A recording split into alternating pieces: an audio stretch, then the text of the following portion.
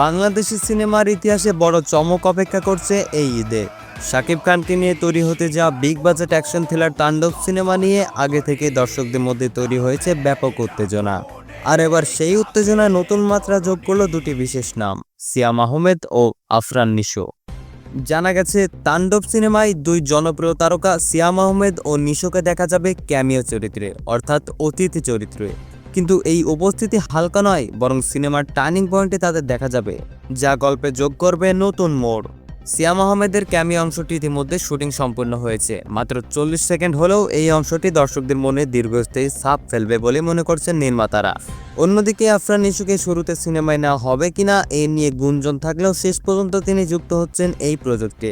নির্মাতা রায়হান রাফি নিজেই নিশ্চিত করেছেন যে নিশোর অংশটি বিশেষ গুরুত্ব বহন করবে। দুজনে বর্তমানে দেশের অন্যতম জনপ্রিয় ও প্রশংসিত অভিনেতা। নাটক থেকে সিনেমা দুই মাধ্যমেই তাদের জনপ্রিয়তা আকাশ ছোঁয়া। এবার শাকিব খানের সঙ্গে একই সিনেমায় তাদের উপস্থিতি নিঃসন্দেহে দর্শকদের জন্য হবে বিশাল পাওনা। তবে প্রশ্ন একটাই, এই দুই তারকার উপস্থিতি কি তাণ্ডবকে আরও তাণ্ডবময় করে তুলবে, নাকি এই চমক পেছনে ফেলবে মূল চরিত্রদের?